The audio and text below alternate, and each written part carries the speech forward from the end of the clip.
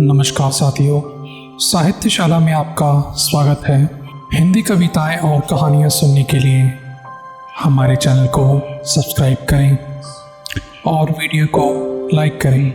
महात्मा बुद्ध की कहानियां बहुत प्रेरणादायक है और महात्मा बुद्ध के प्रवचनों ने कई लाखों लोगों का हृदय परिवर्तित किया। उन्हीं की एक कहानी, खुद की पहचान करो।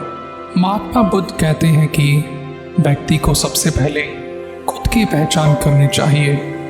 दूसरों की बजाय व्यक्ति खुद के बारे में ज़्यादा जानता है। उनका मत था कि बुराई से घृणा करो, बुरे व्यक्ति से नहीं। एक बार की बात है, किसी गांव के पास बहती नदी के किनारे बुद्ध बैठे थे। किनारे पर पत्थरों की भरमार थी, पर छोटी सी वह नदी अपनी तरल धारा के कारण आगे बढ़ती ही जा रही थी। बुद्ध ने विचार किया कि यह छोटी सी नदी अपनी तरलता के कारण कितनों की प्यास बुझाती है, लेकिन भारी भरकम पत्थर एक ही स्थान पर पड़े रहते हैं और दूसरों के मार्ग में बाधक बनते हैं। इस घटना की सीख यह है कि दूसरों के रास्ते में रोड़े अटकाने वाले खुद कभी आगे नहीं बढ़ पाते, परंतु जो दूसरों को सद्भाव और स्नेह देता है वह स्वयं भी आगे बढ़ जाता है। बुद्ध ऐसे ही विचारों में मग्न थे।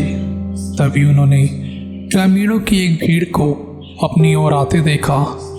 बड़ा शोर था और लोग किसी युवती के प्रति अपशब्द बोल रहे थे।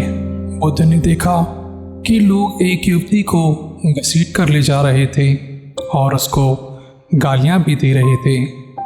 भीड़ के नज़दीक आने पर बुद्ध ने लोगों से युवती को पीटने और अपशब्द कहने का कारण पूछा। लोगों ने कहा कि यह स्त्री व्यभिचारी है और हमारे समाज का नियम है कि यदि व्यभिचारी स्त्री पकड़ी जाए तो उसे पत्थरों से कुचलकर मार डालना चाहिए। युद्ध ने युवती की ओर देखा और कहा, जो तुम चाहते हो वही करो, पर मेरी एक शर्त है कि पत्थर मारने का अधिकारी वही है जिसने कभी व्यभिचार न किया हो और ना ही उसके मन में ऐसा विचार कभी आया हो। इतना कहकर सभी लोग शांत हो गए। चारों ओर मौन था। कुछ समय बाद लोगों की भीड़ मन में पश्चाताप का भाव लिए वहाँ से विदा हो गई। इस घटना से यही सत्य उभरता है कि हम खुद के प्रति न्याय कर सकते हैं, दूसरों के प्रति नहीं, क्योंकि हमारी जानकारी दूसरों के विषयों में अधूरी होती है।